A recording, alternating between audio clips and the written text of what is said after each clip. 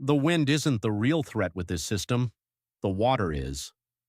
What you do in the next 48 hours will determine your safety as Tropical Storm Genevieve approaches. This is not a time for panic, but a time for precise, organized action.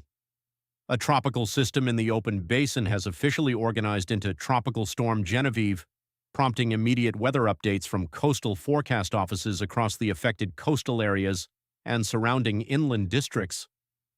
Sustained wind speeds have increased to 45 miles per hour with peak gusts exceeding 55 miles per hour, while central barometric pressure continues a steady decline as the storm consolidates over warm tropical waters. Official advisories from the National Hurricane Center confirm that tropical storm watches and flood advisories are now active across multiple coastal counties and inland districts within the affected coastal areas.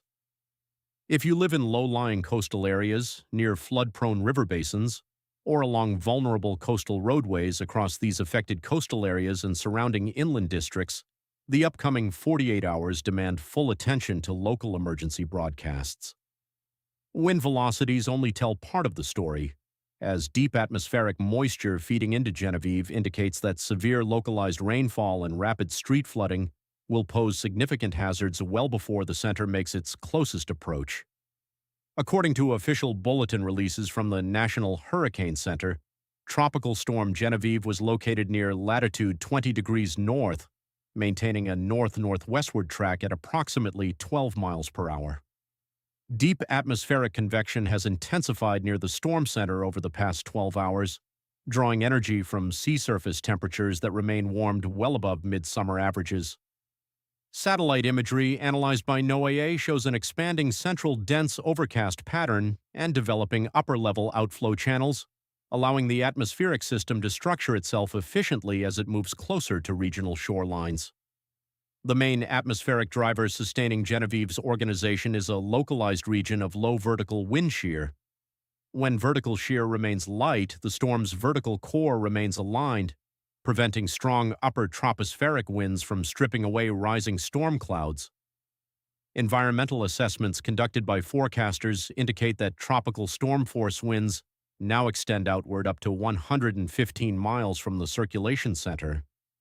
This broad wind field means that weather conditions along the perimeter will begin deteriorating significantly earlier than the projected center track timing suggests.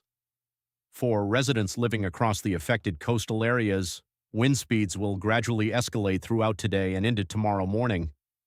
High infrastructure, high-span bridges, and open highway corridors will experience the initial impact of sustained tropical force winds. Maritime communities and commercial marine operators have already received directives from the National Weather Service to implement harbor safety protocols immediately, as offshore wave heights are expected to reach severe levels over the next 12 to 24 hours. Dangerous rip currents, rough surf, and hazardous coastal waters are already impacting shoreline locations far beyond the main track line. While peak wind speeds routinely capture headlines during major storm events, water hazards consistently represent the primary source of risk and property destruction during tropical weather impacts. Technical bulletin reports from the National Weather Service caution that Tropical Storm Genevieve carries an immense moisture profile, capable of dropping widespread rainfall totals between 4 and 8 inches across the affected coastal areas, with localized pockets receiving up to 12 inches in areas of persistent rain bands. When heavy precipitation falls within a compressed window of time, municipal drainage networks and storm sewer systems across urban sectors can quickly reach full capacity. Heavy runoff will accumulate rapidly in street intersections, underpasses, and urban drainage corridors, triggering flash flooding with very little warning time. Soil conditions across regions that experienced ambient summer rainfall earlier this month will saturate rapidly, increasing surface runoff and escalating the potential for localized river basin flooding.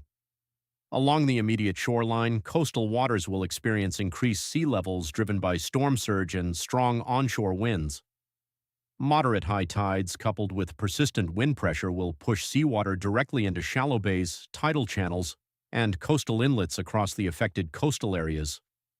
A localized storm surge of 2 to 4 feet above ground level in vulnerable areas can easily submerge low-level access roads, compromise pier structures, and cause substantial beach erosion. Real-time data from NOAA marine buoys indicates expanding ocean swells, underscoring that ocean hazards will persist for extended periods even after wind conditions begin to diminish. Public works departments and municipal road crews in the affected coastal areas are actively inspecting storm drains and clearing debris to maintain water flow, but drivers must prepare for localized road closures.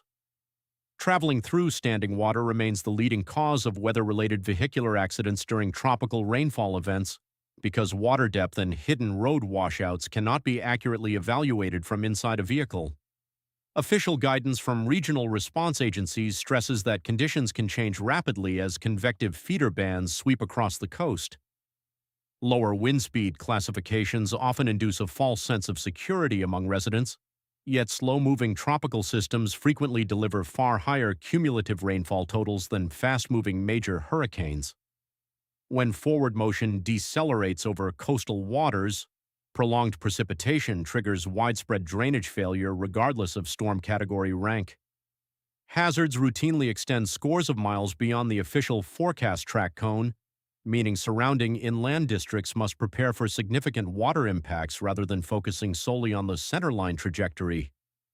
Understanding the operational mechanics of tropical weather forecasting models helps explain why ground conditions can shift rapidly during an evolving storm. The forecast cone published by official agencies displays the probable path of the cyclone's center point rather than the total area affected by severe weather. Heavy rain bands, embedded severe thunderstorms, and isolated wind squalls routinely project outward scores of miles beyond the central track line. For this reason, weather safety experts emphasize making preparations based on local watches, warnings, and hazard zones rather than focusing exclusively on the centerline of the forecast track map. Regional power grid reliability across the affected coastal areas represents another key operational focus as Tropical Storm Genevieve approaches. Sustained wind speeds between 40 and 50 miles per hour, acting upon rain-soaked soils, can loosen tree root systems and cause limbs or full trees to fall across overhead power lines.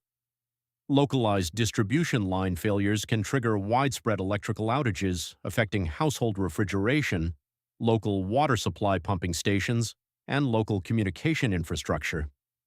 Power utility crews have already staged equipment and personnel outside the primary forecast zone to initiate power restoration operations as soon as atmospheric conditions stabilize.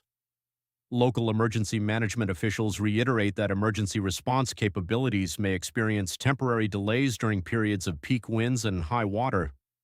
When sustained wind speeds surpass 45 miles per hour, high-profile emergency vehicles like ambulances and rescue apparatus cannot cross open bridges or exposed causeways safely. This operational threshold highlights why individual household preparedness prior to storm arrival is vital for maintaining personal safety. To protect your home, household, and community as Tropical Storm Genevieve advances across the affected coastal areas and surrounding inland districts, execute these practical safety measures over the next 24 to 48 hours.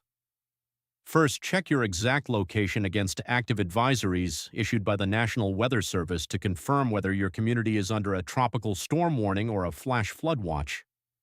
Second, secure or store all loose exterior items around your residential property, including patio furniture, yard equipment, and trash containers, which can easily become dangerous flying hazards during high wind gusts. Third, if rising water threatens your home, safely shut off your main electrical breaker before water reaches outlets, and ensure you move critical documents and valuables to high ground. Fourth, assemble an essential emergency supply kit containing drinking water, non-perishable food, flashlights, fresh batteries, necessary medications, and fully charged mobile battery packs in case electrical service is disrupted. Fifth, strictly adhere to the core weather safety rule: turn around, don't drown. Never attempt to drive or walk through flooded roadways or standing water, as 6 inches of moving water can sweep a person off their feet and 12 inches can carry away a standard passenger vehicle.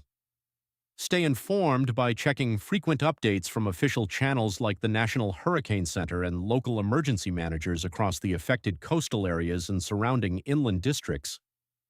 Staying attentive to local weather alerts over the coming 48 hours will ensure you remain fully prepared as Tropical Storm Genevieve develops.